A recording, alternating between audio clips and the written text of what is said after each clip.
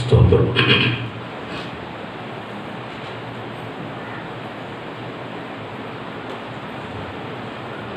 ஆண்டவரும் இரட்சகருமாகிய இயேசு கிறிஸ்துவின் மேன்மை மகத்துவ நாமத்திற்கு மகிமை உண்டாவதாக.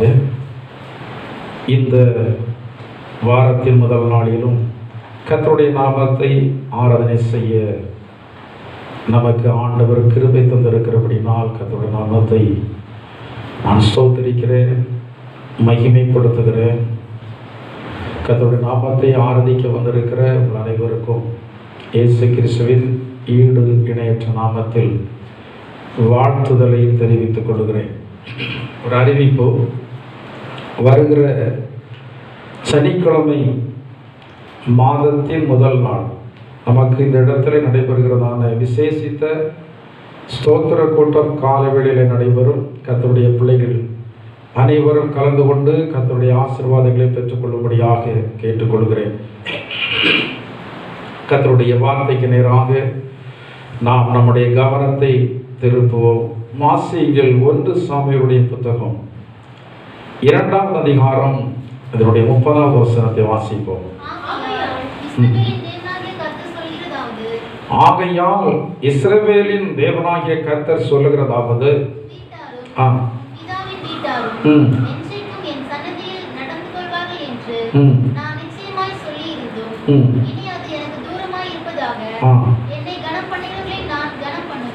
என்னை கனம் பண்ணுகிறவர்களை நான் கனம் பண்ணுவேன், என்னை அசட்டை பண்ணுகிறவர்கள் கனஈனம் பண்ணப்படுவார்கள் என்று கர்த்தர் சொல்கிறார். கர்த்தருடைய நாமத்திற்கு மகிமை உண்டாவதாக. ஆண்டவர் இந்த பூமியில எத்தனையோ ஜனங்கள் இருக்கும்போது நம்மையெல்லாம் அவருடைய பிள்ளைகளாக அவர் தெரிந்தெடுத்து நமக்கு ஒரு கனத்திற்குரியதான ஸ்தானத்தை தந்திருக்கிறார். ஆகவே தான் வேதம் சொல்கிறது, கர்த்தரால் ரட்சிக்கப்பட்ட ஜனமே உனக்கு நிகரான ஜனம் உண்டோ?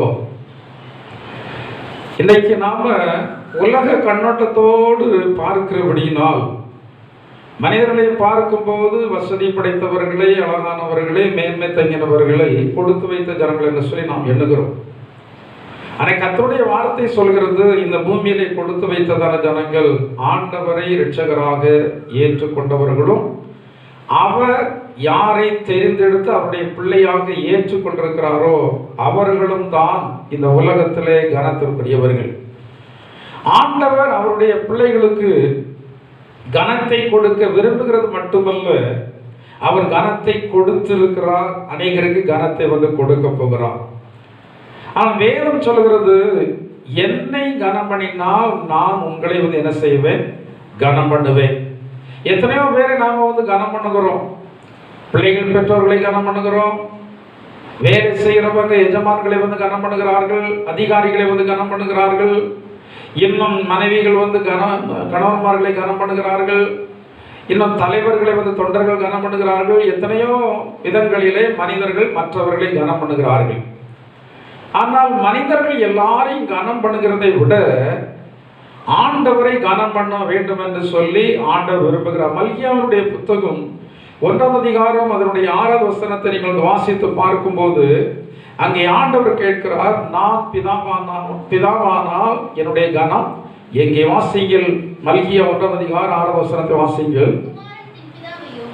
குமாரன் தன் பிதாவையும் ஊழியக்காரன் தன் எஜமானையும் கனம் பண்ணுகிறார்களே, நான் பிதாவானால் என் கனம் எங்கே? போதும், நான் பிதாவானால் என் கனம் எங்கே என்று சொல்லி ஆண்டவர் கேட்கிறார். ஆண்டவரை கனம் பண்ணுகிறதான என்ன காரியத்தை நாம செய்கிறோம்? ஆண்டவரை கனம் பண்ணுதல் என்றால் என்ன? இன்னைக்கு நிறைய பேருக்கு ஆண்டவரை கனம் பண்ணுதல் என்றால் என்ன என்று சொல்லி தெரியவில்லை.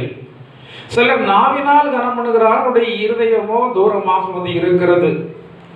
ஆண்டவர் எப்போதுமே நாவினுடைய வார்த்தைகளை பார்க்கிறதில்ல. மனுஷன் எப்போதுமே நாவின் வார்த்தைகளை தான் நம்புகிறான். நாவின் வார்த்தைகள் பேர்ல தான் அவன் அஸ்திபாரத்தை போடுகிறான். ஆனால் ஆண்டவர் எப்போதுமே இருதயத்தை தான் என்ன செய்கிறார்? பார்க்கிறார். நாவை விட வெளியே தெரிகிறதான காரியங்களை விட அந்த இருதயத்தில் மறைந்திருக்கிறதான காரியங்களை ஆண்டவர் மிகவும் உற்று பார்க்கிறவராக வந்து இருக்கிறார். ஒரு மனுஷன் வேதாகமத்தில் அவன் சொல்கிற ஆண்டவர் நன்மையை செய்யும் போது நான் உம்மை கனம் பண்ண வேண்டும் என்று சொல்லி அவர் கேட்கிறார். நியாயாதிபதிகள் 13வது வசனம் 17வது வசனத்தை நீங்கள் வாசித்து பார்க்கும்போது, வாசிங்கள். நியாயாதிபதிகள் 13:17. அப்பொழுது மனோவா கர்த்தருடைய தூதனை நோக்கி, நீ சொன்ன காரியம் நிறைவேறும் போது நாங்கள் உம்மை கனம் பண்ணும்படி உம்முடைய நாமம் என்ன என்று கேட்டால் நாங்கள் உம்மை கனம் பண்ண வேண்டும். எத்தனை பேர் நாம வந்து இந்த எண்ணத்தை இருதயத்தில் வைத்தவர்களாக இருக்கிறோம்? நான் ஆண்டவரை கனம் பண்ண வேண்டும். அவர் கேட்கிறார், இந்த காரியங்கள் நடக்கும் போது நாங்கள் உண்மை கனம் பண்ண வேண்டும் என்று சொல்லி விரும்புகிறோம். எத்தனையோ நன்மையான காரியங்களை ஆண்டு நமக்கு தந்தாச்சு. தாழ்விலை இருந்துதான் ஆண்டு நம்மளை வந்து உயர்த்தி இருக்கிறார். இன்னைக்கு நீங்கள் பார்த்தால் கிறிஸ்தவ மார்க்கத்தில் இருக்கிறதான ஜனங்களை ஆண்டவர் தாழ்வில் இருந்து மேலே உயர்த்தி கொண்டு வந்திருக்கிறார். உயர்வு வந்ததற்கு பிறகு நாம ஆண்டவரை கனம் பண்ணுகிறோமா, மனிதர்களை கனம் பண்ணுகிறோமா, இல்லாவிட்டால் நமக்கு இருக்கிற சில காரியங்களை கனமாக எண்ணி ஜனங்கள் மத்தியில் நம்ம உயர்த்தி பேசி கொண்டிருக்கிறோமா? ஆண்டவரை கனம் பண்ணுகிறது ஆண்டவர் மிக வந்து ஆசைப்படுகிறவராக இருக்கிறார். அதே தான் வேதம் சொல்கிறது, என் நாமத்தை நீங்கள் உயர்த்தி சொல்கிற பிரஸ்தாபப்படுத்த எந்த இடத்திலும் நான் வந்து உங்களை வந்து என்ன செய்வேன்? ஆசீர்வதிப்பேன். சில ஜனங்கள் ஆண்டைய நாமத்தை உயர்த்தி பேசுவதற்கு கூட ரொம்ப வந்து என்ன செய்யறாங்க? தயங்குகிறார்கள். ஆனா ஒரு சில ஜனங்கள் இருக்கிறாங்க, எந்த நபரிடத்துல பேசினாலும் ஒரு வார்த்தையாகிலும் ஆண்டவருடைய நாமத்தை உயர்த்தி பேசுகிறதான வார்த்தை வந்து இருக்கும். இந்த பூமியில ஏதோ நம்ம வந்து வாழுகிறோம், ஏதோ நடக்கிறது என்பது அல்ல. ஆண்டவர் அவருடைய பிள்ளைகளாகிய நமக்கு அநேக நன்மைகளையும் அநேக உயர்வுகளையும் அவர் தந்திருக்கிறார். கனத்தை விரும்பாதவர்கள் யாருமே இல்லை. இந்த கனத்தை நாம் வந்து விரும்பும் போது அந்த கனத்தை கொடுக்கிறதான ஆண்டவர் என்ன செய்ய சொல்லுகிறாரோ அதை நாம் நிறைவேற்ற வேண்டும். அவருடைய வார்த்தை சொல்லுகிறது, நீங்கள் என்னை கனம் பண்ணினால் நான் உங்களை வந்து என்ன செய்வேன்? கனம் பண்ணுவேன். ஆண்டவரை கனம் பண்ணுகிறதான காரியங்கள் என்ன? வாசிங்கள். நீதிமொழியுடைய புத்தகம் 4வது அதிகாரம் 4வது வசனத்தை முதலாவது வாசிப்போம். வாசிங்க, சத்தமா வந்து வாசிங்க. இத்தனை பேர் படிச்சவங்க இருக்கிறீங்க, டக்குன்னு ஒரு வசனத்தை சொன்னா வாசிப்பதற்கு உங்களுக்கு தெரியல, என்ன பைபிள் வாசிக்கிறீங்களோ தெரியல. வாசிங்க. நீதிமொழிகள் 4:4. அவர் எனக்கு போதித்து சொன்னது,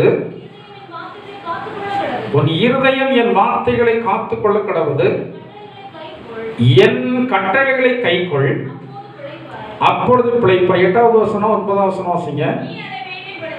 நீ அதை மேன்மைப்படுத்து, அது உன்னை மேன்மைப்படுத்தும். நீ அதை தழுவிக்கொண்டால் அது உன்னை கனம் பண்ணும். அது உன் தலைக்கு அலங்காரமான முடியை கொடுக்கும். அது மகிமையான கிரீடத்தை உனக்கு சூட்டு. கர்த்தருடைய நாமத்திற்கு மகிமை உண்டாவதாக. கர்த்தருடைய வார்த்தையை நீங்கள் கனம் பண்ண வேண்டும். கர்த்தருடைய கற்பனைகளை கட்டளைகளை நீங்கள் கை கொள்ள வேண்டும். அதுதான் உங்களை மேன்மைப்படுத்துகிறதாக இருக்கிறது. உலக ஜனங்களுடைய இருதயத்திற்கும் தேவனுடைய பிள்ளைகளுடைய இருதயத்திற்கும் ரொம்ப வந்து வேறுபாடு உண்டு. மற்ற ஜனங்கள்லாம் நினைக்கிறாங்க, நன்றாக படித்து பெரிய படிப்பு படித்தால்தான் உயர்வு உண்டு என்று சொல்லி என்ன செய்யறாங்க? நினைக்கிறாங்க. படிக்க வேண்டும், படிக்க கூடாது என்பது அல்ல. படிப்பின் மேல அஸ்திபாரத்தை போட்டா அந்த படிப்பு உங்களை ஒருபோதும் என்ன செய்யாது? உயர்த்தா. சமீபத்தில் ஒரு தேவனுடைய பிள்ளைகளுடைய வீட்டிற்கு நான் ஜெபிக்க கடந்து போய் இருக்கும்போது அவங்க சொன்னாங்க, என்னுடைய கணவனார் இப்படி ஒரு சாதாரண ஒரு படிப்பை தான் படித்திருந்தார். அவர் முதலாவது வாங்கின சம்பளம் 8000 ரூபாய் சம்பளம் தான். ஆனால் எனக்கு ரொம்ப கஷ்டமாக இருந்தது. எனக்கு திருமணம் முடிச்சு கொடுத்துட்டாங்க அந்த வீட்டில். 8000 ரூபாய் சம்பளத்தை வச்சு எங்களால் என்ன செய்ய முடியலை, காலமே கழிக்க முடியல. அவ்வளோ கஷ்டப்பட்டோம். ஆனால் நான் ஆண்டவரை தேடினேன், நான் ஆண்டவரத்தில் ஜெபம் பண்ணேன். அவங்க எப்போதும் ஒரு ஆண்டுடைய பிள்ளையாகவே தான் என்ன செய்கிறாங்க, வாழ்ந்து வர்றாங்க. ஆனால் இன்றைக்கு அவர்களை பன்மடங்கு 2.25 லட்சம் ரூபாய் சம்பளம் வாங்கக்கூடிய அளவுக்கு ஆண்டவர்களை உயர்த்தி இருக்கிறார் என்றால் அவர்கள் சொல்றாங்க, இது ஆண்டவர் எனக்கு தந்தது தான். என்னுடைய கணவர் ஒரு சாதாரண படிப்பை தான் படித்திருந்தார், பெரிய படிப்பெல்லாம் அவர் படிக்கல, ஒரு சாதாரண ஒரு படிப்பு தான். ஆனால் 2.25 லட்சம் ரூபாய் இன்னைக்கு மாத சம்பளம் வாங்குகிறார் என்றால் அது ஆண்டவர் எனக்கு தந்ததான ஒரு பெரிய ஒரு கிருபை. ஆனா அதே வேளையில பல லட்சம் ரூபாய் செலவு பண்ணி சிலர் படிச்சிருப்பாங்க, பல லட்சம் ரூபாய் செலவு பண்ணி படித்திருப்பாங்க. ஆனா அவர்கள் வாங்குகிற சம்பளத்தை பார்த்தா 10,000 ரூபாய் 15,000 ரூபாய். கடந்த நாட்களில் ஒரு எம்பிபிஎஸ் டாக்டரை குறித்து கேள்விப்பட்டேன். அவர்கள் எத்தனையோ லட்சம் ரூபாய் செலவு பண்ண, கிட்டத்தட்ட 1 கோடி ரூபாய் செலவு பண்ணணும். ஆனால் சம்பளம் எவ்வளோ, அவர்களுக்கு 15,000 ரூபா தான் சம்பளம் கொடுக்குறாங்களாம். 15,000 ரூபா. இன்னைக்கு டாக்டர்லாம் மலிஞ்சு போச்சு. வெறும் எம்பிபிஎஸ் படித்தவங்களுக்கெல்லாம் பெரிய அளவுக்கு சம்பளம் கிடையாது. அதில் அடுத்தால எம்டி பண்ணணும், ஸ்பெஷல் கோர்ஸ் பண்ணணும். அந்த ஸ்பெஷல் கோர்ஸ் பண்ணணும்னா அது கோடிக்கணக்கான ரூபா செலவாகும். மெரிட்டில் சாதாரண குடும்பத்தாரெலாம் பண்ண முடியாது. அப்போ பல கோடி ரூபாய் செலவு பண்ணி படித்தாலும் கூட ஆண்டவர் நினைத்தால்தான் என்ன வரும், கனம் வரும். சொல்லப்பட்டிருக்கிறதல்வா, ஐஸ்வர்யமும் கனமும் உம்மாலே வருகிற. 1 நாளாகமம் 29:12 நீங்கள் வாசித்து பார்க்கும்போது வாசிங்கள். 1 நாளாகமம் 29:12 வாசிங்கள். ஐஸ்வர்யமும் கனமும் உம்மாலே வருகிறது, தேவரீர் எல்லாவற்றையும் ஆளுகிறவர், உம்முடைய கரத்திலே சத்துவமும் வல்லமையும் உண்டு, எவரையும் மேன்மைப்படுத்தவும் பலப்படுத்தவும் உம்முடைய கரத்தினால் ஆகும். எத்தனை பேர் நம்ம இதை நம்புகிறோம்? கரங்களை வைத்து கதை நாமத்தை மையப்படுத்துங்க. ஐஸ்வர்யமும் கனமும் யாரால தான் வருகிறது? தேவனாலே தான் வருகிறது. நம்முடைய படிப்பில் மட்டும் வந்து விடுகிறது அல்ல. மனுஷன் நம்ம உயர்த்தி விட முடியாது. எந்த ஒரு காரியம் நம்ம உயர்த்தி விட முடியாது. ஆண்டவர் நினைத்தால் நமக்கு கனம் கிடைக்கும். அவர் தான் சொல்றாரு, என்னால் வருகிற கனம் உங்களுக்கு வர வேண்டுமானால் நீங்கள் என்னை கனம் பண்ணுகிறதான காரியத்தை நீங்கள் செய்யுங்க. அதுல முதலாவது காரியம், என்னுடைய கட்டளைகளை நீங்கள் என்ன செய்யுங்க, கை கொள்ளுங்க. வேத வசனங்கள் வெறுமையாக வாசிப்பதற்கு மட்டும் இல்லை. இன்னைக்கு சிலருக்கெல்லாம் வேதவசனம் நிறைய தெரியும். வேதவசனம் யாருக்கு நிறைய தெரிஞ்சு அதை கை கொள்ளவில்லையோ, வேதம் சொல்லுகிறது அந்த வசனமே உங்களை நியாயம் தீர்க்கும். அந்த வசனம் போது உங்களை நியாயம் தீர்ப்பதற்கு. எனவேதான் இந்த வசனத்தை ரொம்ப பயத்தோடு பயன்படுத்த வேண்டும். இந்த வசனத்தை நம்ம வீணில வழங்கக்கூடாது. இந்த வசனத்தை வீணில வழங்குகிறவன் ஆண்டு தண்டியாமல் விடவே மாட்டான். அந்த வசனத்திற்குரியதான ஆசீர்வாதம் நமக்கு வர வேண்டுமானால் இந்த வசனத்தை நாம் என்ன செய்ய வேண்டும், கை கொள்ள வேண்டும். சில வேளைகளில் இந்த வசனத்தை கை கொள்ளாமல் இருக்கும்போது, தேவனுடைய கட்டளைகளை கை கொள்ளாமல் இருக்கும்போது சில கஷ்டங்கள் நமக்கு அடையாளப்படுத்துகிறது. சில கஷ்டங்கள் தான் நமக்கு ரெட் லைட்டை எரிய பண்ணுகிறது. உடனே நாம் சிந்திக்கணும், அது ஒரு ரெட் லைட் நம்முடைய வாழ்க்கையில் வருகிறதான கஷ்டம், நாம் கடந்து போகிறதான வாழ்க்கையில அங்கே ஒரு சிவப்பு விளக்கை எரிய பண்ணுகிறது என்று சொல்லி அறிந்து நாம் நின்று சிந்தித்து யோசனை பண்ணி எதற்காக இந்த காரியம் வந்திருக்க. வேதம் சொல்கிறது, நான் உபத்திரவப்பட்டது எனக்கு நல்லது, அதனால் உமது பிரமாணங்களை நான் கற்றுக்கொள்கிறேன். தாவீதுக்கு தேவன் பேர்ல ரொம்ப அளவு கடந்த அன்பு. அவர் சொல்றாரு 1ஆம் அதிகாரத்துல, கர்த்தருடைய வேதத்துல பிரியமாயிருந்து இரவும் பகல் அவருடைய வேதத்தில் தியானமாய் இருக்கிறதான மனுஷன் பாக்கியவன். அவர் அவருடைய அனுபவத்தை தான் எழுதுகிறார். இரவும் பகலும் அப்படி நம்ம அதுல பிரியமாயிருந்ததை கை கொண்டோம்னா அவன் நீர்கால்களின் ஓரமாய் நடப்பட்டு தன் காலத்தில் தன் கனியை தந்து இலையுதிராதிருக்கிற மரத்தை போல. ஏன் கர்த்தருடைய பிள்ளையுடைய வாழ்க்கையில் ஆசீர்வாதம் இல்லை? ஏன் குடும்பங்களில் ஆசீர்வாதம் இல்லை? ஏன் ஜனங்கள் மத்தியில் நம்ம தலைகுனிந்து போக வேண்டியது இருக்கிறது? ஏன் சாத்தானை பார்த்து பயப்பட வேண்டியது இருக்கிறது? ஏன் மனிதர்களை பார்த்து நம்ம பயப்பட வேண்டியதான அவசியம் இருக்கிறது? ஏன்னா நாம் தேவனுடைய கட்டளைகளை வாசித்து இருக்கிறோம். ஆனா என்ன செய்யல?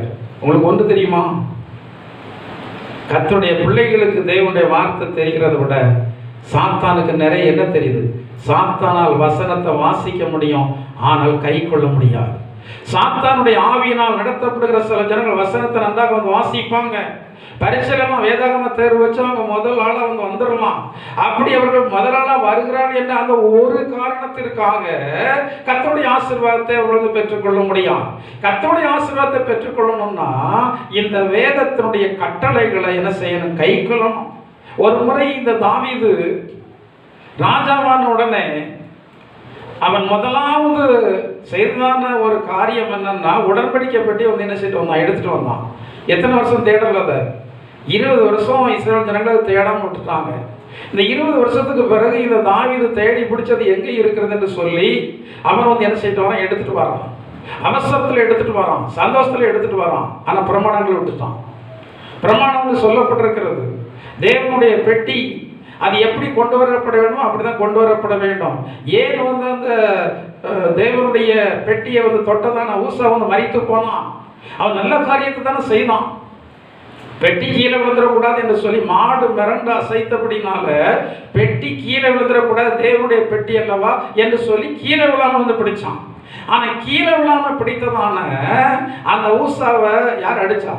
ஆண்டவர் அடித்தார் என்று சொல்லி சொல்லப்படும். ஏனென்றால் தேவன் ஏற்கனவே கட்டளை கொடுத்துட்டாரு. அந்த பெட்டியை வந்து அந்த ஆசாரியர்கள் தவிர வேற யாரும் என்ன செய்யக்கூடாது? பக்கத்திலே போகக்கூடாது, அதை பார்க்க கூடாது. அதை சுமக்க வேண்டியதான லேவியர்கள் மட்டும்தான் அதை வந்து என்ன செய்யணும்? சுமக்கணும். வண்டியில தான் ஏற்றக்கூடாது என்பது அது தேவனுடைய கட்டளை.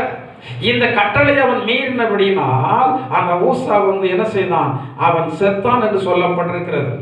இந்த ஊசா செத்தவனை இவனுக்கு பயமாயிற்று. அப்ப கூட இவனுக்கு வந்து தெரியல இந்த கட்டளை வந்து மீறப்பட்டதுனாலதான் இப்படி நடந்துச்சு. எனவே நாம இனிமே அந்த பிரமாணத்தின்படி நம்ம செய்த அந்த பெட்டியை நம்ம வீட்டுக்கு கொண்டு போவோம்னு நினைக்கல. அது நேர எங்க கொண்டு வச்சுட்டான்? அபினதாபருடைய வீட்டுல கொண்டு வந்து என்ன செய்யிட்டான்? அபினதாபருடைய வீட்டுல இருந்து ஓபேத்ஏதோமுடைய வீட்டுல கொண்டு வந்து வச்சாச்சு. இந்த ஓபேத்ஏதோம் அந்த பெட்டியை தன்னுடைய வீட்டுல வந்து என்ன செய்யலாம்? யாராவது ஏற்றுக்கொள்வாங்களா? ராஜா பயப்படுறான், அந்த பெட்டியை எடுத்துட்டு போறதுக்கு ராஜா பயப்படுறான். ஆனா ஓபேத்ஏதோம் சொல்றான், என் வீட்டுக்கு இந்த பெட்டி வரட்டும், என் வீட்டுக்கு பெட்டி வரட்டும். இந்த தாவீதுக்கு தெரியாத காரியம் ஓபேத்ஏதோமுக்கு தெரிந்திருக்கிறது, கட்டளை. இந்த ஓபேத்ஏதோமுக்கு எப்படி தெரிந்ததுன்னா, அவன் ஏற்கனவே ஒரு லேவியன். அவன் ஓபேத்ஏதோம் ஒரு லேவியன். அவனுக்கு தேவனுடைய பிரமாணம் தெரிந்திருக்கிறது. இந்த ராஜா சந்தோஷத்துல அவசரத்துல வண்டியின் மேல வைத்து கொண்டு வந்து விட்டார். இது சுமக்கப்பட வேண்டியதான ஜனங்களால் சுமக்கப்பட வேண்டும், எனவே அங்க அடி விழுந்தது என்று சொல்லி இவருக்கு தெரிந்தபடினால இவர் தைரியமாக அவருடைய வீட்டில் இந்த பெட்டியை ஏற்றுக்கொண்டார். அந்த பெட்டி என்பது தேவனுடைய வார்த்தை. அங்க இருந்தது தேவனுடைய கட்டளைகள் தான் வந்து இருந்தது. அப்போ இந்த பெட்டி இவனுடைய வீட்டில் இருந்தபடினால் எத்தனை மாதம் இருந்துச்சான்? 3 மாதம் இருந்துச்சு. இந்த 3 மாதம் பார்க்குறாங்க. ஆசீர்வாதம் யாருடைய காது வரைக்கும் போயிட்டு எல்லாரும் சொல்ல ஆரம்பிச்சிட்டாங்க. இந்த ஓபேத்ஏதோம் வீட்டுக்கு இந்த பெட்டி வந்ததுக்கு பிறகு இந்த ஓபேத்ஏதோம் என்ன செய்யப்பட்டாச்சு? உங்களை குறித்து சொல்றாங்களா? சொல்லணும். நீங்க ஆண்டவரை ஏற்றுக்கொண்டாகி விட்டது, கிறிஸ்தவர் ஆகிறதே ஆயிட்டீங்க. ஒரிஜினல் கிறிஸ்தவர்களா இருங்க. ஏன் டூப்ளிகேட்டா இருக்கிறீங்க? என்னத்தை கொண்டு போகிறோம்? ஆண்டுடைய வார்த்தைக்காக நீங்க வந்து வைராக்கியமாக இருங்க. அப்போதுதான் ஆண்டவர் உங்களை கனப்படுத்துவார். இன்னைக்கு அநேக ஜனங்களால் கர்த்தருடைய ஆசீர்வாதங்களை பெற்றுக்கொள்ள முடியாமல் இருப்பதற்கான காரணம் என்னவென்றால், அவன் ஆண்டவராகி இயேசு கிறிஸ்துவை ஏற்றுக்கொண்டதற்கு பிறகு, இயேசுவை தரிசித்ததற்கு பிறகு இவருடைய வழிகள் வந்து மாறவில்லை. ஆண்டவராகிய இயேசு கிறிஸ்து இந்த உலகத்துல அவர் குழந்தையாக பிறந்த போது சாஸ்திரிகள் வந்து அவரை பணிந்து கொள்ள வந்து வந்தார்கள். அப்போது இவர்கள் சாஸ்திரிகள் நேர எங்க போயிட்டாங்க? நேரே ராஜாவுடைய வீட்டுக்கு போயிட்டாங்க. அப்ப ராஜா சொல்றாரு, அந்த குழந்தைய பணிந்து கொள்ளும்படிக்கு அந்த குழந்தையை குறித்தான விசேஷங்களை விசாரித்து என்னட்ட சொல்லுங்க. வாயில தான் அப்படி சொன்னார ஒழிய அந்த ராஜாவுடைய இருதயத்தில் என்ன தெரியுமா? என்னை தவிர்த்து யார் ராஜா பிறந்திருக்கிற கொலை செய்ய வேண்டும் என்றதான எண்ணத்தோடு. இப்ப இந்த சாஸ்திரிகள் இடத்துல தேவனுடைய தூதன் வந்து சொல்றாரு, நீங்க அந்த வழியாக போக கூடாது, வேறு வழியாக போங்க. இயேசு கிறிஸ்துடைய பிறப்பை பார்த்ததற்கு பிறகு வழி பழைய வழி அல்ல, வழி புதிய வழி, புதிய மார்க்கம். அந்த புதிய வழியைத்தான் வேதாகமம் சொல்லுகிறது. வேதத்திலே பழைய ஏற்பாட்டில் ஆண்டவர் 10 கட்டளையை கொடுத்தார். அதே மாதிரி புதிய ஏற்பாட்டில் எடுத்துட்டோம் 10 கட்டளை தான். அங்கே மோசையின் மூலமாக வந்து கொடுத்தார். இங்கே இயேசு கிறிஸ்து மலைப்பிரசங்கத்தில் 5ஆம் அதிகாரத்தில் நீங்கள் போய் வந்து நீங்கள் வாசித்து பார்த்தீர்களானால் அதில் 10 விதமான கட்டளை தான் வந்து இருக்கிறது. அப்போ அந்த கட்டளைகளை நாம வந்து நிறைவேற்றுவதற்கு நம்ம ஒப்பு கொடுக்கணும். அதை நம்ம மேன்மைப்படுத்தணும். இந்த கட்டளைகளை நம்ம வந்து உயர்வாக எண்ணினால் ஆண்டவர் நம்மை வந்து மேன்மைப்படுத்துவார். முக்கியமான வேலைகளிலே நீங்கள் எதை வந்து உயர்த்துறீங்க? சமீபத்தில் என்கிட்ட ஒருத்தவங்க வந்து கேட்டாங்க, பாச வீடு கட்டிட்டு இருக்கோம் சொல்றாங்க, எல்லாரும் இந்த இலவங்க தடியங்கவா எதை கட்டி போடணும், ஒரு கிறிஸ்தவங்க தான் என்கிட்ட கேட்டாங்க. கட்டி போடணும்னு சொல்றாங்க பாச, எல்லாரும் ரொம்ப தொந்தரவு பண்றாங்க கட்டி போடணும் அப்படின்னு. கட்டி போடலாமா அப்படின்னு அவங்களுக்கு தெரியல. கிறிஸ்தவங்க தான், ஒரு குறிப்பிட்ட சபைக்கு போயிட்டு இருக்கிறாங்க, பல ஆண்டுகள் கிறிஸ்தவர்கள் தான். அவங்க ஞானஸ்தானம் எடுத்தாச்சு, வேதத்தில் ஓரளவு படிச்சிருக்கிறாங்க. ஆனா அவர்களுக்கு தேவனுடைய கட்டளை தெரியல. கந்திஷ்டி வராம இருப்பதற்கு என்ன கட்டி போடணுமா? நீங்க தேவனுடைய பிள்ளையாக இருந்தால் உங்க வீடு ரட்சிக்கப்பட்டிருக்கும். பைபிள் என்ன சொல்லியிருக்கு? அங்கே அந்த சகையினுடைய வீட்டுக்கு போன உடனே இந்த வீட்டுக்கு ரட்சிப்பு வந்தது. ரட்சிக்கப்பட்ட வீட்டுக்கு விரோதமாக வருகிற எந்த காரியம் அங்கே நிலைநிற்காது. நம்முடைய நம்பிக்கை ஒரே நம்பிக்கை தான். இன்னைக்கு சிலருக்கு வந்து கட்டளை வந்து தெரியவில்லை.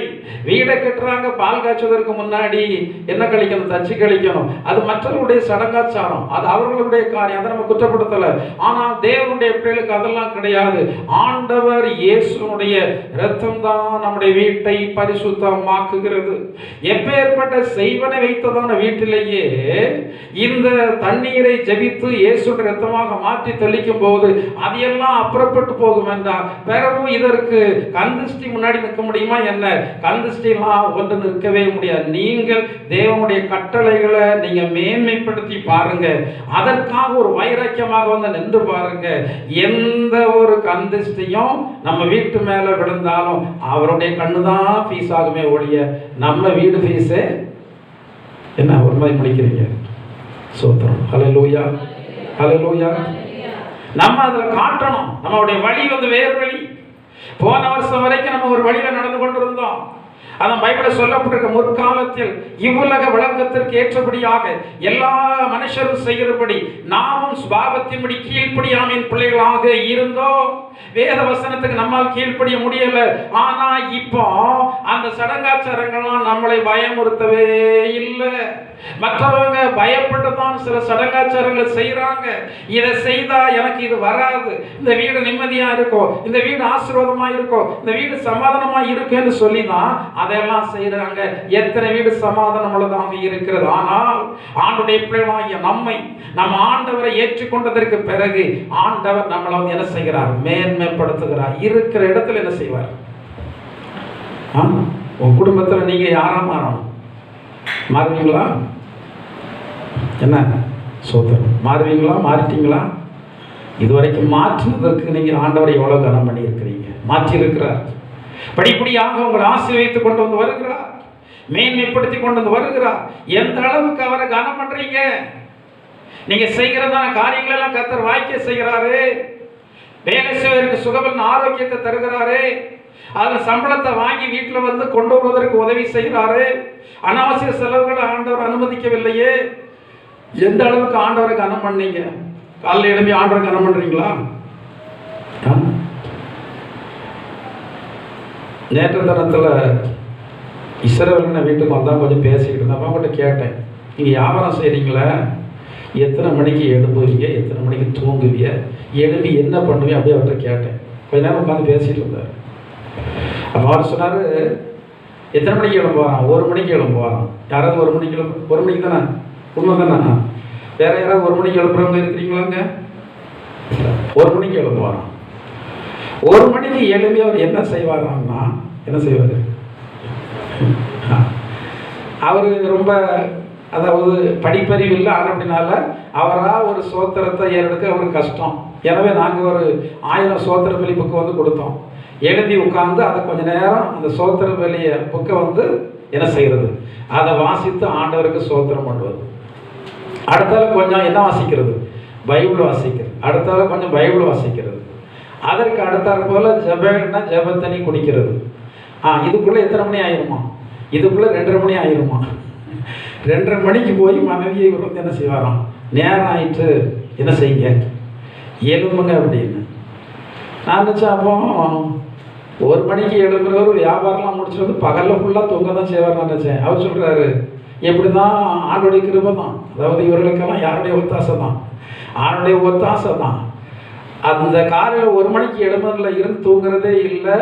வியாபாரம், அதாவது இட்லிலாம் அவித்து வியாபாரம் பண்ணிட்டு வர்றதுக்கு வீட்டுக்கு 9:30 ஆயிரும். வீட்டில் வந்து தூங்குவாரா? எவ்வளோ நேரம் தூங்குவார்? அரை மணி நேரமோ 1 மணி நேரம் அப்படி தானே? 1 மணி நேரம். அப்போ ஒரு நாளைக்கு எத்தனை மணி நேரம் தான் தூங்குறாரு? படுக்கிறது 11 மணிக்கு தான் படுப்பாராம். 11, 12, 1 பகல் 1 மணி நேரம். எத்தனை மணி நேரம் தான்? எத்தனை மணி நேரம் தான்? நமக்கு 30 மணி நேரம் தான் தூங்குவோம் சிலர்லாம்.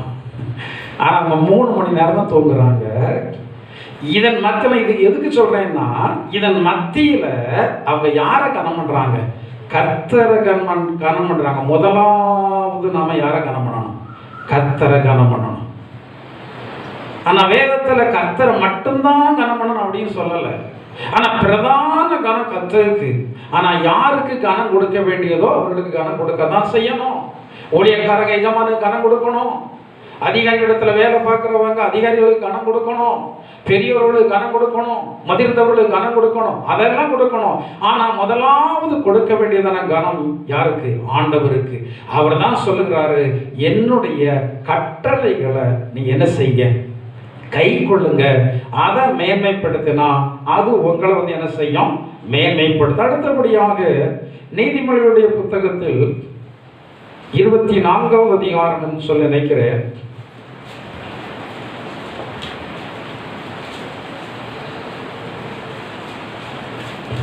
சரி, 22வது அதிகாரம் 4வது வசனத்தை வாசிங்க. நீதிமொழி 22:4 வாசிங்க.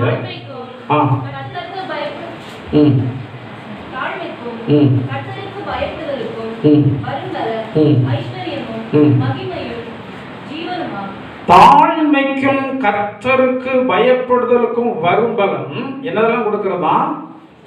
ஐஸ்வர்யம், மகிமை, ஜீவன். இந்த 3 காரியமும் தாவீது காண்று கொடுத்திருந்தார்.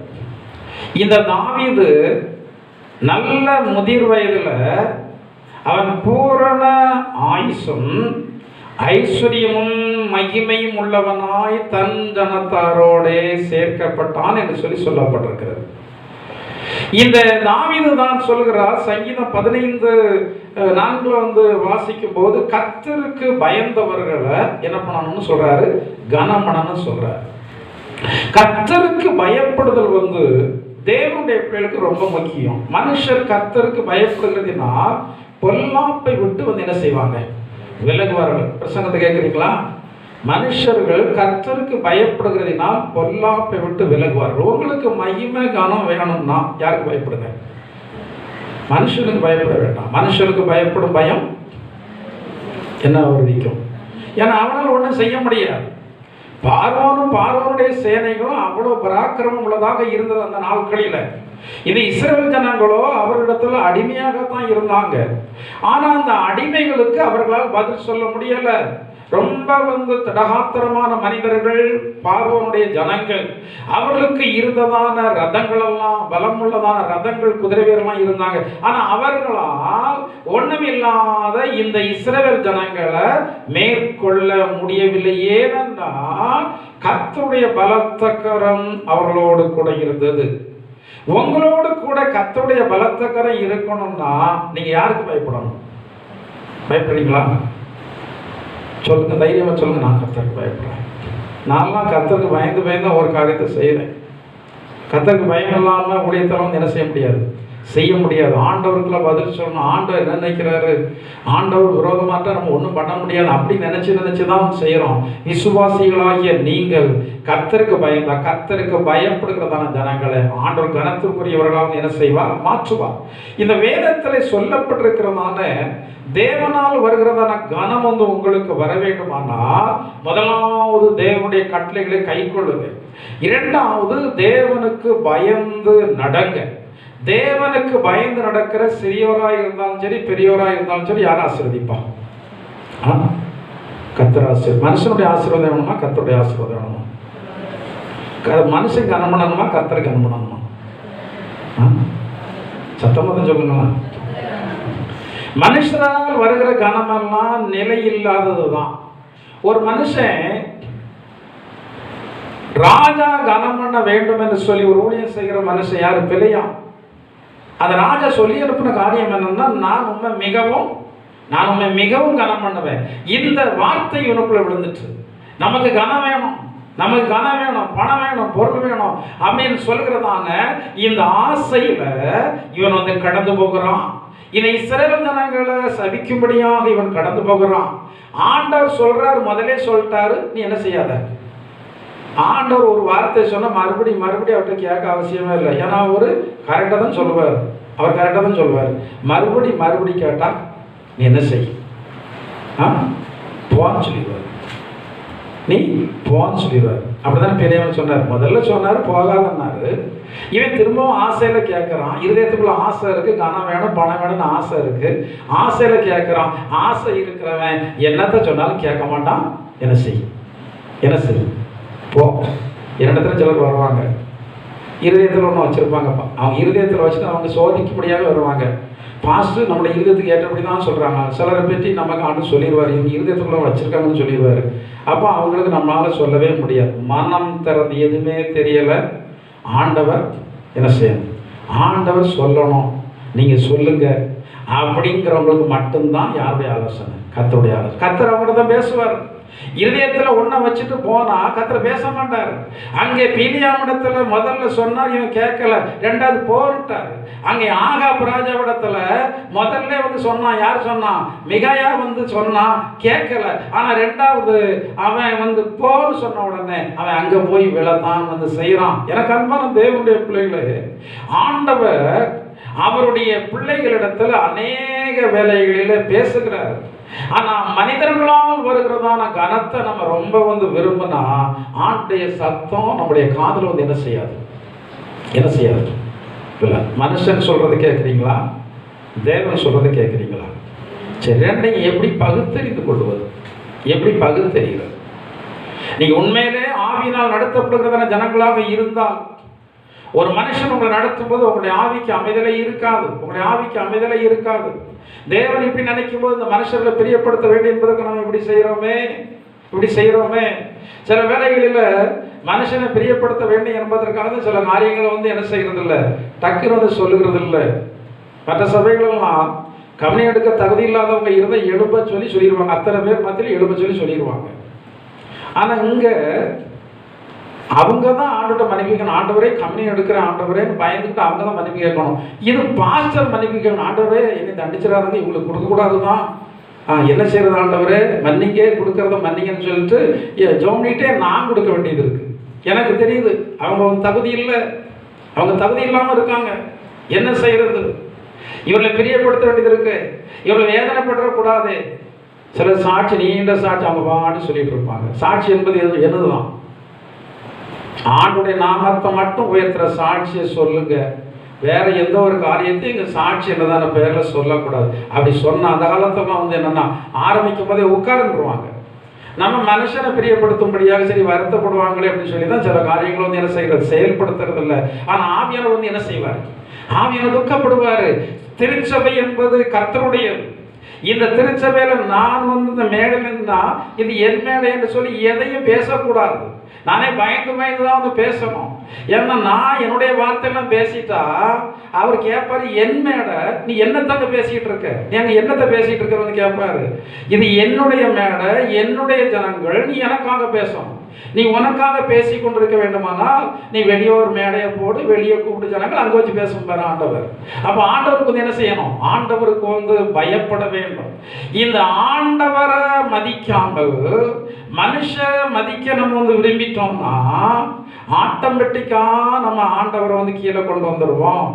இரண்டு பொருளுக்கு ஊழியம் செய்ய ஒருவனால் கூடாது, ஒருவனை பகைத்து ஒருவனை சிநேகிப்பான். மனுஷனுக்கும் தேவனுக்கும் பிரியமாக நடந்து கொள்ளணும்னா ரொம்ப கஷ்டம். அநேக வேளைகளிலே தேவனை பிரியப்படுத்தும் போது மனுஷர் என்ன செய்யறாங்க? சங்கடப்படுறாங்க. ஆனா மனுஷனை பிரியப்படுத்தினா யார் சங்கடப்படுவாரு? இப்போ யாரை வந்து பிரியப்படுத்துறது நம்ம? பவுல் சொல்கிறார், நான் இப்போ மனுஷனையா தேவனையா நான் யாரை பிரியப்படுத்த நான் பார்க்கிறேன். நான் மனுஷனை பிரியப்படுத்துகிறவனா இருந்தால் நான் தேவனுடைய ஊழியக்காரன் அல்லவே அவர் சொல்றார். அப்போ இந்த பிழையா இந்த மனுஷனால் வருகிறதான கனத்தை நாடிதான் வந்து போறான். இப்போ இவனுக்கு இந்த எண்ணத்திலே போறபடினால கர்த்தருடைய தீர்க்கதரிசி தான், கர்த்தருடைய தீர்க்கதரிசி தான். ஆனா இந்த எண்ணத்திலே போறபடினால முன்னாடி நிற்கிறதான தூதன் யாருக்கு தெரியல. நீங்க ஒரே எண்ணத்துல இருந்தீங்கன்னா முன்னாடி தடையா நிற்கிறதான தேவனுடைய தூதன் தெரியாது, தேவனுடைய வார்த்தை தெரியாது, தேவனுடைய மனுஷனுடைய வார்த்தை உங்களுக்கு தெரியாது.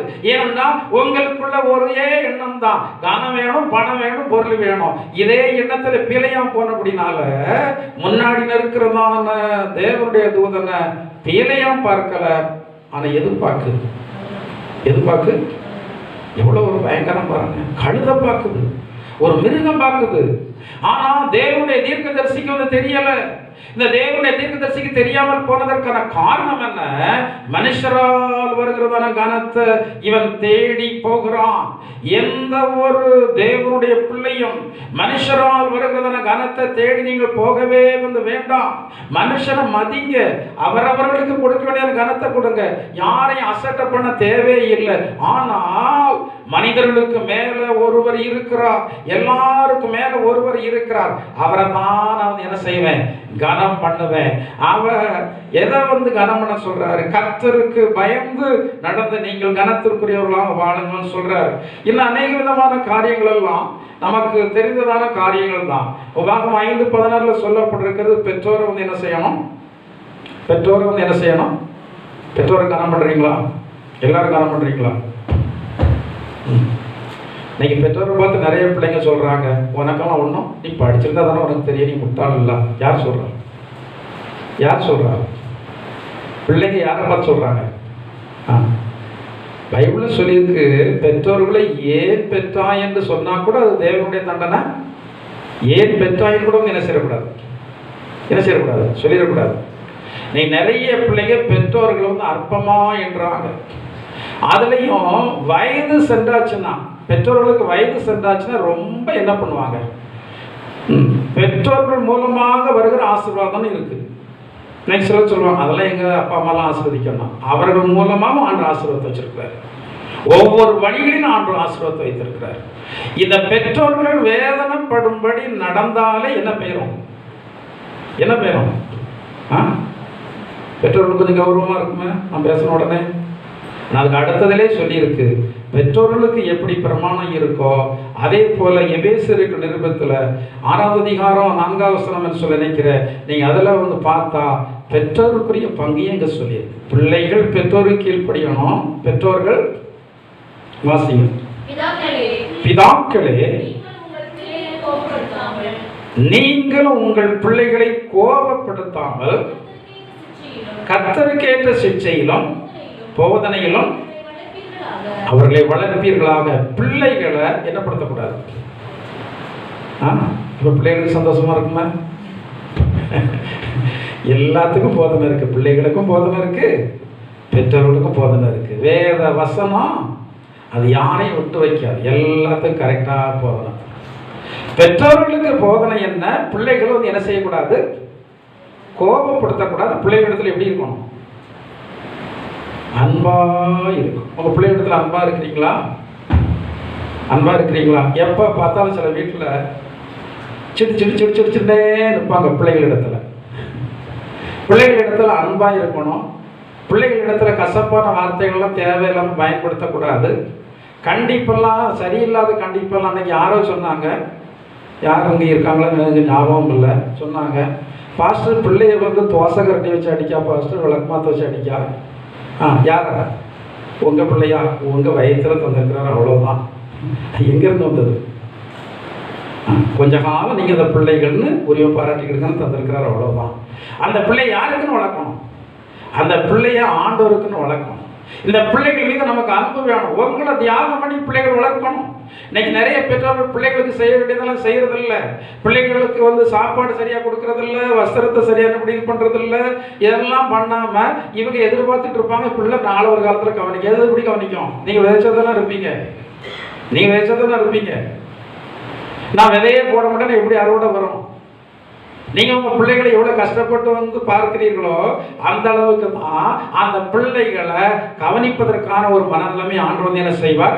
கொடுப்பார். இது நமக்கு தெரிந்ததான வேத போதி தான். எனவே நான் அதிகமாக உங்களுக்கு சொல்வதற்கு நேரம் எடுக்கவில்லை. அடுத்தபடியாக யோவான் எழுதின சுவிசேஷம் 12ஆம் அதிகாரம் 26ஆம் வசனத்தை வாசிங்க வேகமாக.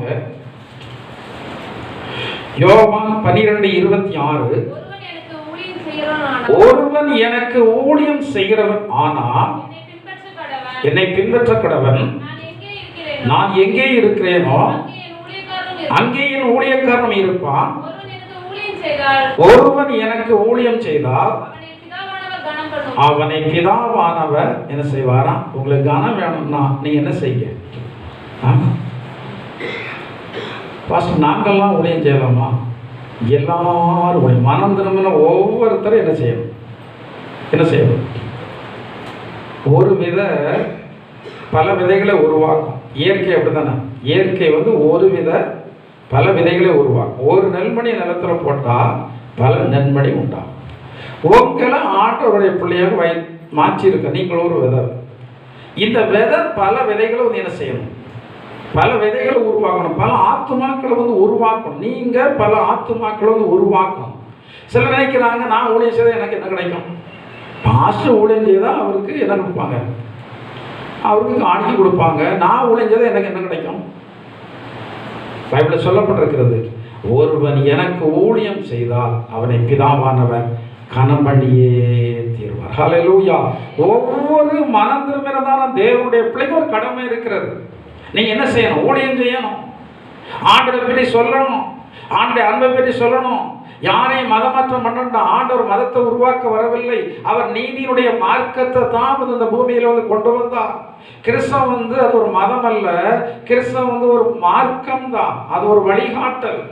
அது இந்த பூமியிலே அவர் வாழ்ந்து நமக்கு ஒரு முன்மாதிரியை வைத்து இந்த வழிகளிலே நடவுங்கள் என்று சொல்லி அவர் சொல்லிவிட்டு போனதான போதனைகளை தான் நாம் வந்து சொல்லுகிறோம்.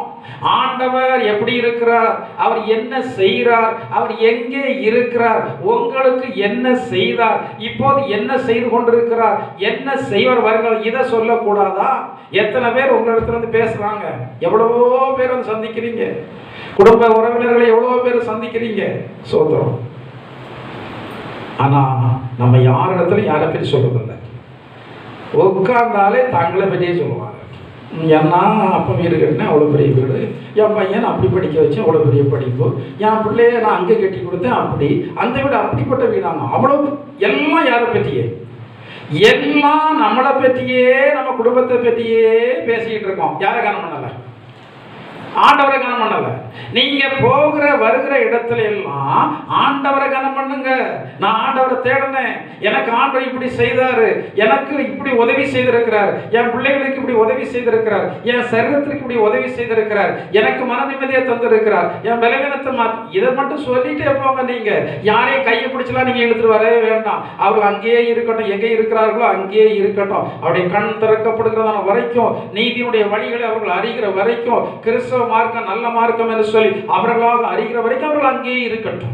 அறியாத ஜனங்கள் இங்க கொண்டு வந்து வைத்து பிரயோஜனமே வந்து இல்லை. அறியாத ஜனங்கள் அங்கே இருக்கட்டும். அறிகிறதான நேரங்கள் வரும்.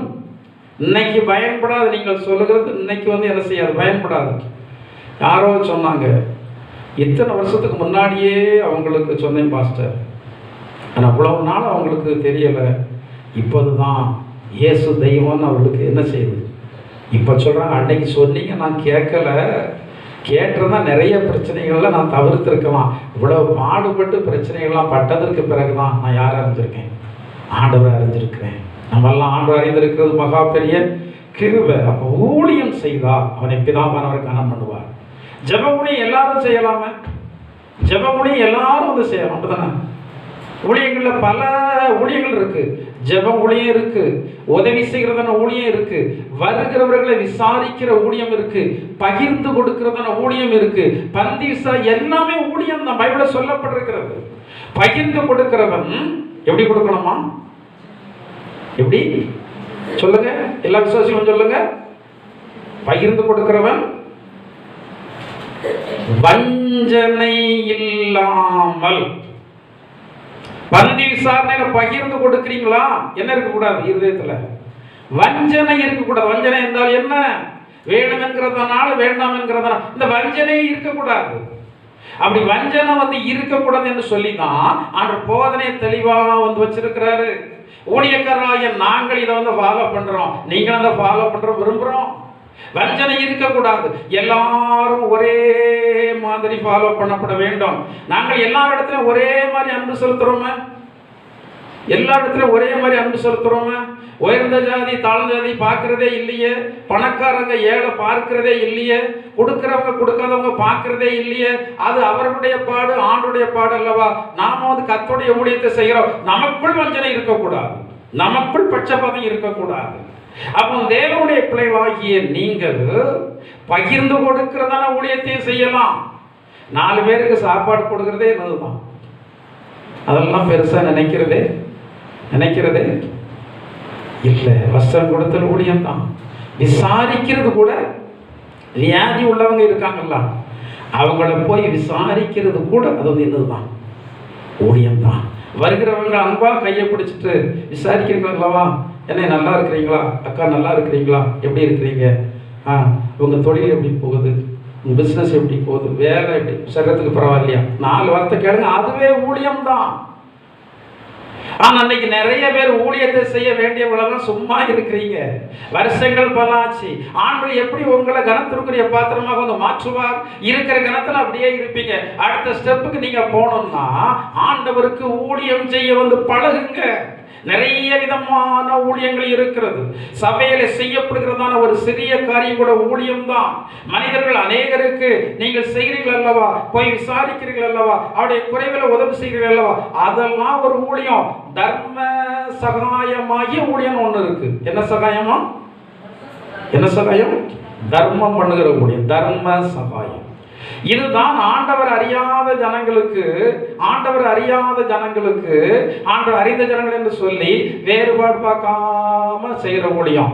அடுத்த அந்நியரை உபசரிக்கிற, யாரா அந்நியர்னு யாரு? ஆண்டவரை அறியாதவங்க. நமக்கு எல்லாருக்கும் என்ன செய்யணும்?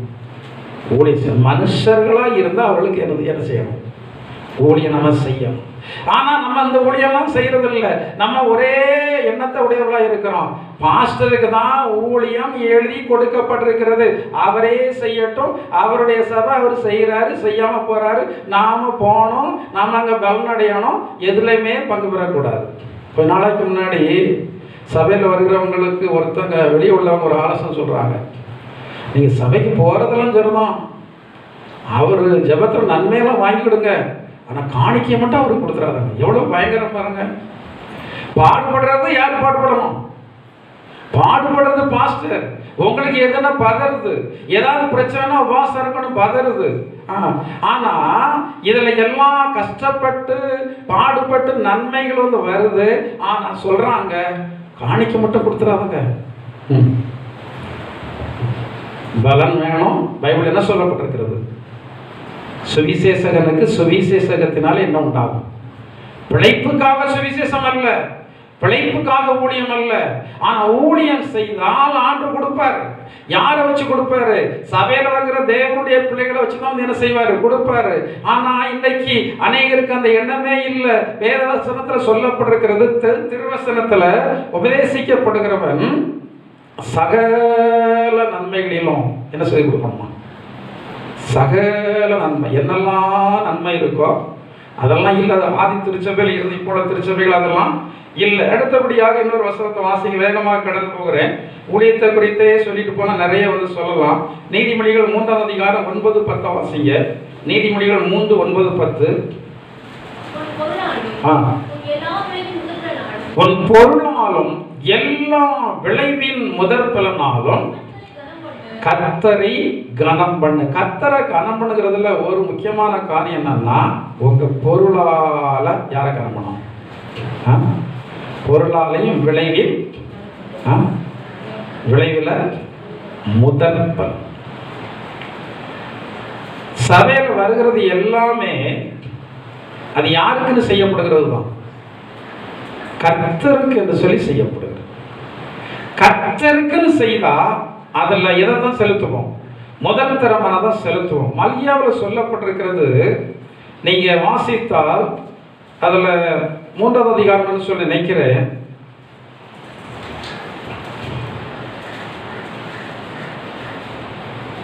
சரி, முதலாவது 1ஆம் அதிகாரம் 8வது வசனத்தை வாசிங்க.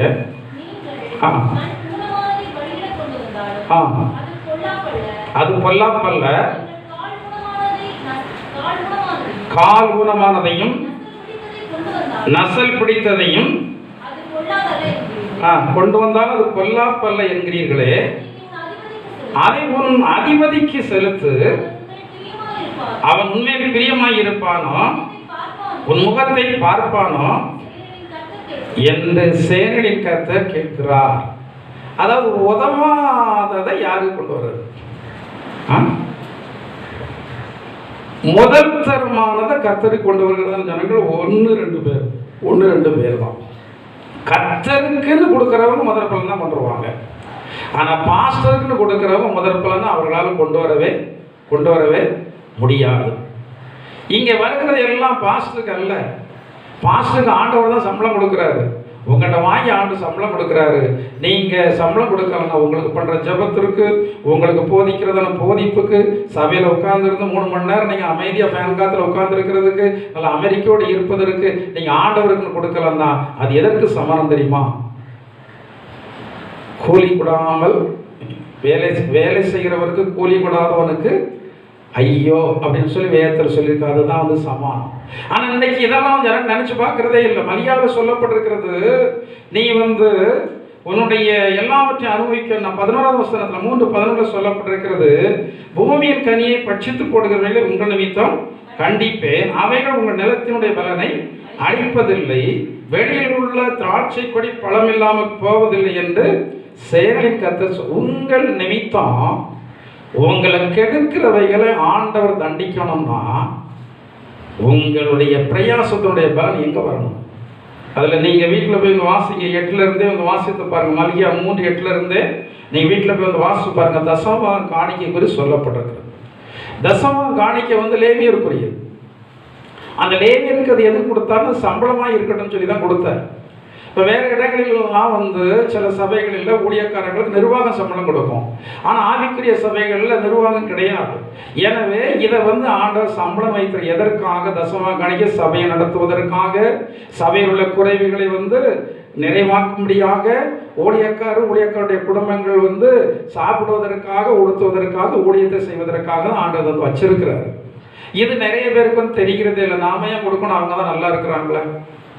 ஏழைன்னு சொல்லி ஒரு ஊழியக்காரனுக்கு கொடுத்தா அது தேவையில்லை. ஏழைகளுக்குரியது ஏழைகளுக்கு, ஊழியக்காரருக்குரியது ஊழியக்காரருக்கு, சபைக்கு சேர வேண்டியது சபை. எல்லாம் வச்சிருக்கோம். ஆண்டு என்ன வச்சிருக்கிறாரு?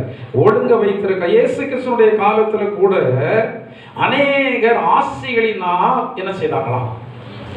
அநேக பெண்கள் தங்கள் ஆசி, அது ஒரு ஊழியம். கொடுக்கிறதே ஊழியமா. வட இந்தியா ஊழியர்கள் சிலர் கொடுக்குறாங்க. இவங்க வட இந்தியாவில் போய் ஊழியத்தை செய்யலை, ஆனால் இங்கேருந்து கொடுக்குறாங்க. அப்போ அந்த ஊழியத்தில் இவர்கள் ஒரு பங்கு எடுக்கிறாங்க.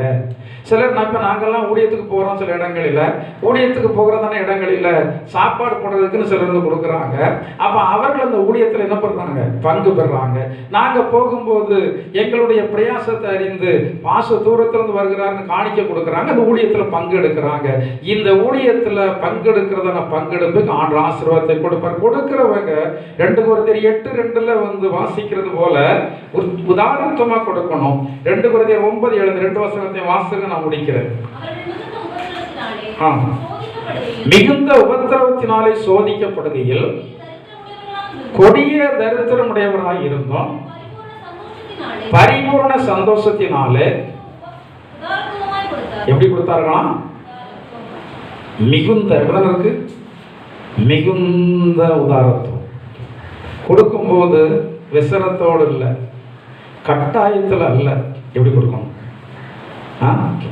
கொடுக்குறவங்க அப்படி கொடுத்தா தான் சபைக்கு நல்லது, எங்களுக்கு நல்லது. கொடுக்குறவங்களுக்கு கொடுக்க வேண்டியது இருக்கே. வந்துட்டாரே இவர், எப்படி சும்மா அனுப்ப?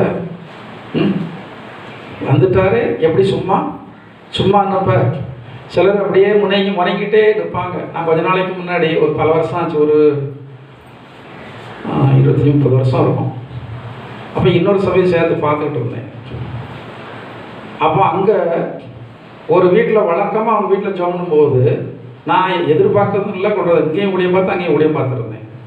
அப்போ அவங்க சொல்லுவாங்க, ஒவ்வொரு நேரமும் சொல்லுவாங்க, காணிக்க தரத்துக்கு இல்லையே அப்படின்னு சொல்லுவாங்க.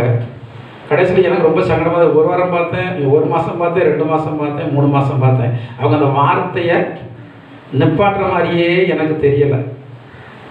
அவங்க தரலாங்கிறது கூட பெருசு இல்லை, ஆனால் இல்லையேன்னு சொல்கிறது தான் பெருசு. அவங்க இல்லாமலே போயிட்டாங்க. அவங்க சொன்ன குடும்பமே இப்போ இல்லை, குடும்பமே அழைச்சி போன மாதிரி போயிட்டாங்க, அப்படியே போயிட்டாங்க. கடைசியில் மன வருத்தத்தில் நான் சபையில் என்ன சொன்னேன், அந்த சபையில் எங்கே இல்லை, அந்த சபையில் சொன்னேன், நான் வீட்டுக்கு ஜோம்னு வருவேன், ஒரு நபர் கூட என்கிட்ட காணிக்க தரக்கூடாது, காணிக்கைக்காக இந்த ஊழியக்காரர் இல்லை. ஆண்டவர் எப்படி நடத்துவாரோ, ஆனால் ஆண்டவர் ஒவ்வொரு காரியத்தையும் ஞாபகத்தில் வச்சிருப்பார். நம்மளை மாதிரி மறந்துடலாம், நம்மளாம் நிறைய காரியத்தை மறந்துடுவோம்.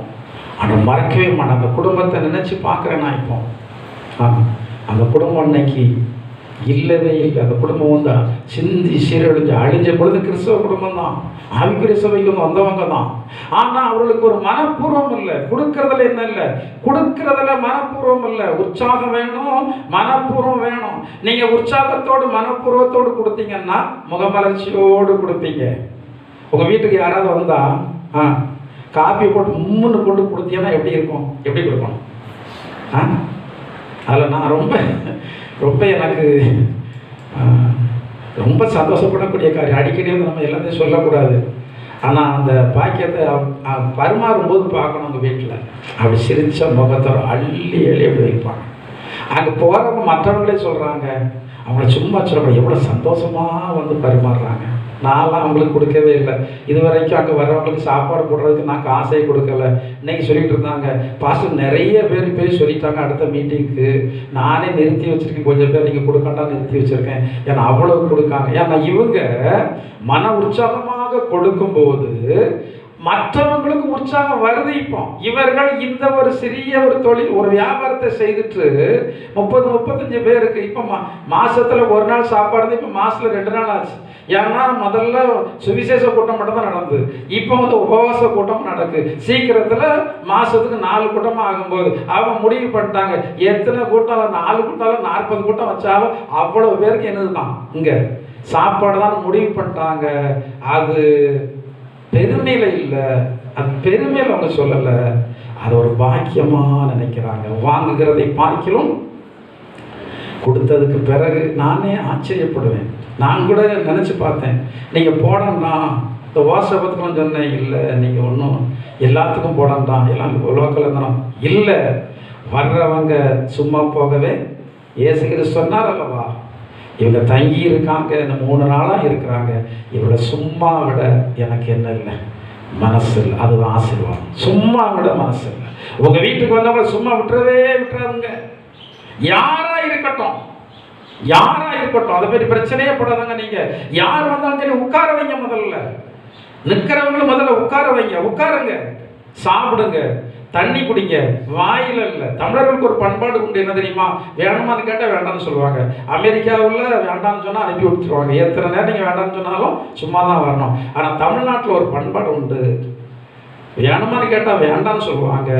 வேண்டான்னு சொல்கிறவங்கள வேண்டான்னு சொல்லிட்டாங்கன்னு சொல்லி தமிழர்கள் வந்து சும்மா விடவே மாட்டாங்க. என்ன செய்யணும், உங்கள் வீட்டில் வந்து ஒரு நபர் பசியாகுவது, தாகம் தீர்ப்பது, அது எவ்வளவு பெரிய ஒரு பாக்கியம் தெரியுமா, எவ்வளவு பெரிய பாக்கியம். அந்த ஆசீர்வாதனைக்கு நிறைய பேருக்கு இல்லை. சிலர் அவங்க உறவுகளுக்கே கொடுக்க மாட்டாங்க. அந்த உறவுகளை பிரித்து வச்சுருப்பாங்க.